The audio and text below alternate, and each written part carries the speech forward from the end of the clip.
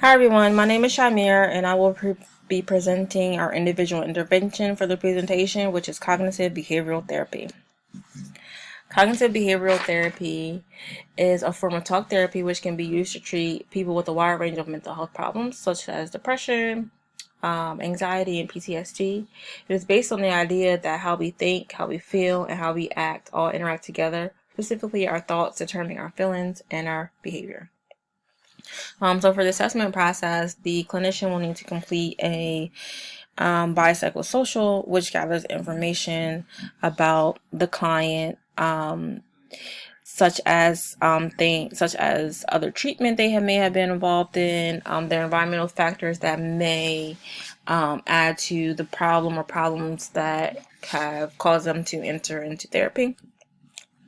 The clinician will also gather information from other sources such as parents, teachers, and other care providers, and any previous inpatient or outpatient providers that the client has worked with.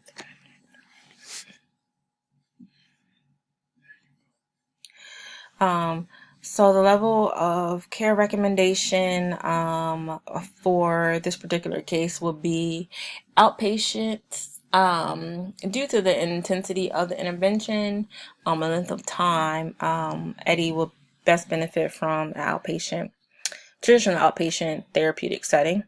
And CBT usually requires 30 to 60 minutes a session, and it's anywhere from 12 to 20 weeks. So this is the theoretical framework for CBT, which is saying that our thoughts, impact our behavior and our feelings.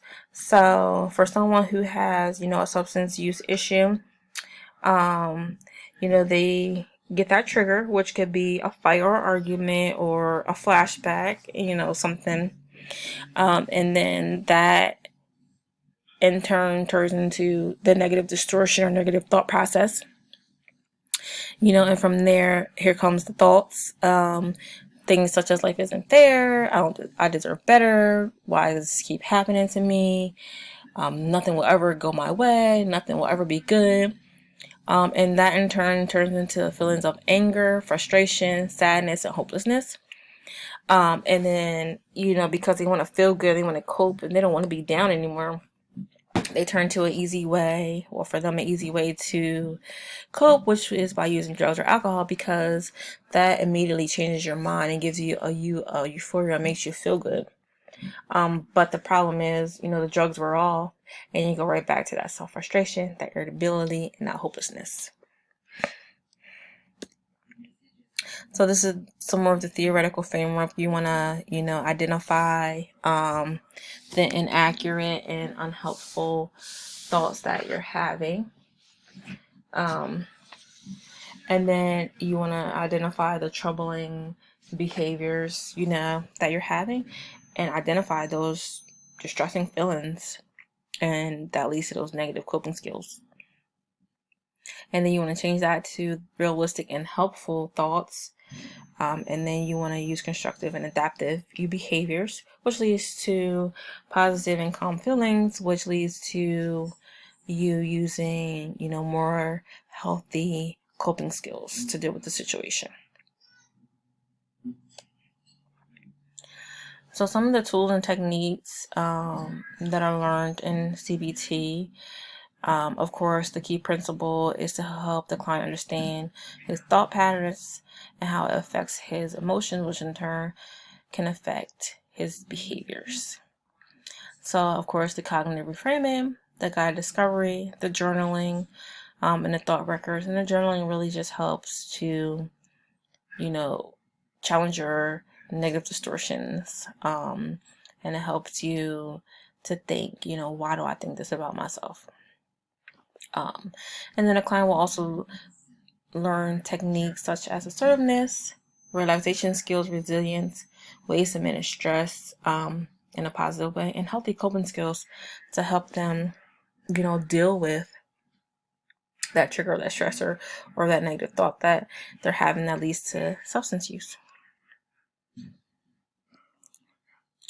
So the individual treatment plan for Eddie, his problem is using drugs has caused many problems in my life. The goal is I want to stop using drugs and figure out how not to relapse anymore. And the objective would be to write a detailed chemical use history describing treatment attempts and specific situations surrounding relapse. So you want to make sure as a clinician that you identify his substance use history and what he has used, which will help with the treatment process and to know how to approach, his addiction. And you also want to look at the treatment attempts, like what type of therapy has he already had? Has he, already done CBT? Has he only done traditional psychotherapy? Has something else been tried that didn't work? I think that's good to know because it'll help the therapist kind of outline their course of treatment and how they want to use CBT. And then you also want to talk to him about his situation and his surroundings. What's causing him to relapse? What's going on in his environment that he, feels like he has to use drugs to cope, or he feels like he has to drink? So what's happening with him and the things that are surrounding him?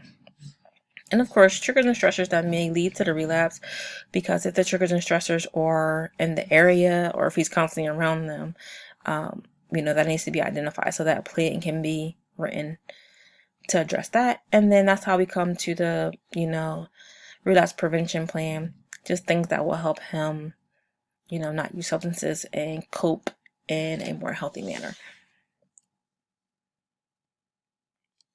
So the goals and objectives, of course, is to develop healthy coping skills, participate in individual and group counseling. And group counseling is, I think, an important one because you get to be around other people who may be struggling with the same issues you're struggling with, and you'll be able to get ideas on how to cope, and you won't feel alone in your situation. And you will also get to, connect with others, and, build a support system or a safety network. Of course, he needs to comply with court by completing the program successfully, develop a support system, learn about his addiction and how, it affects the brain, and then just to, of course, to develop a sober and healthy lifestyle. And he will participate in sessions once weekly for 60 minutes. So, strengths and weaknesses of CBT. So the strengths are improved communication with others, reduce fears and phobias, interrupt thoughts that lead to addictive or self-destructive behaviors, improve self-esteem, identify positive responses to stress, and change negative thought patterns. So I think CBT will help him improve his communication because it will make him feel more confident. So he'll be able to express himself in a better way, in a more confident way that will help him to get help when he needs help or take a break when he thinks to take a break. It will also, CBT also interrupts those negative thoughts that lead to those addictive or self-destructive behaviors. So it'll help him, use his coping skills when he's feeling triggered.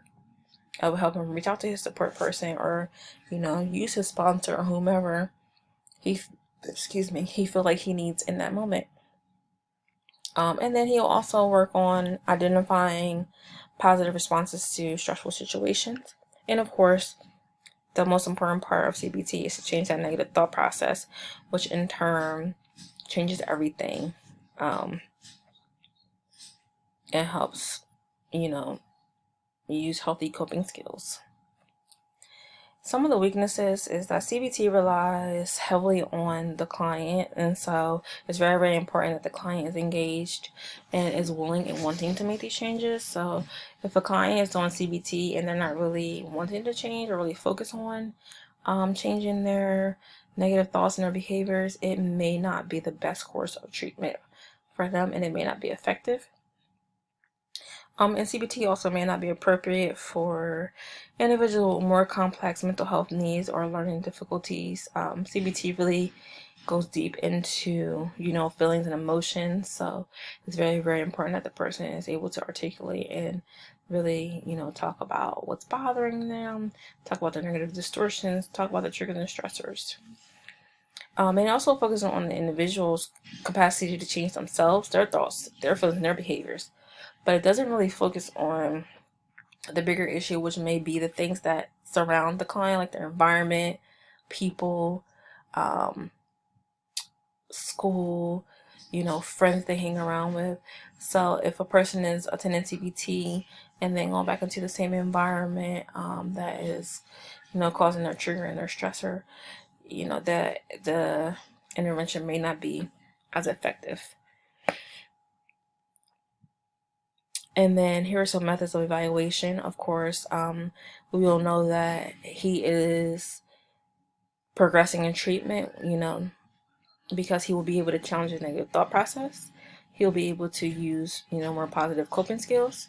He'll be able to manage his emotions, which will also manage his behavioral responses. So he'll have more positive behavioral outcomes. And then he'll have an overall improved outcome of his core beliefs of himself. And his prognosis is good. He's attending sessions as directed by the court. His urine screen showed decrease in overall substance use.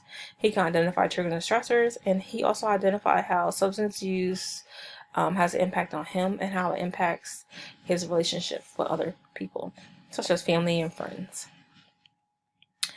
In this study, it talks about how CBT is used in combination with other interventions. So one of the interventions is motivational interviewing, which is a method that helps individuals resolve ambivalent feelings and insecurities and find motivation they need to change their behaviors. And then the other thing is contingency management, which is a type of treatment that provides rewards for desired behaviors, such as in his case will be his clean urine screens. And this also talks about CBT being used in combination with other things and how successful it is when treating cannabis. So this study focused on a sample of 279 patients who show significantly more negative urine screens and significant reduction in the amount of substances consumed at the end of treatment using cognitive behavioral therapy, along with other methods such as motivational interviewing or motivational enhancement therapy. NCBT, when it's combined with other techniques has found to have a moderate large effect on the amount of cannabis consumed, as well as on the level of psychosocial functioning or the dependence of substances. So cognitive behavioral therapy is an effective method when it comes to substance use disorder. And these are my references for the presentation. And I hope that you enjoyed my portion of the presentation. I hope you also enjoyed my group members' portion of the presentation. And thank you.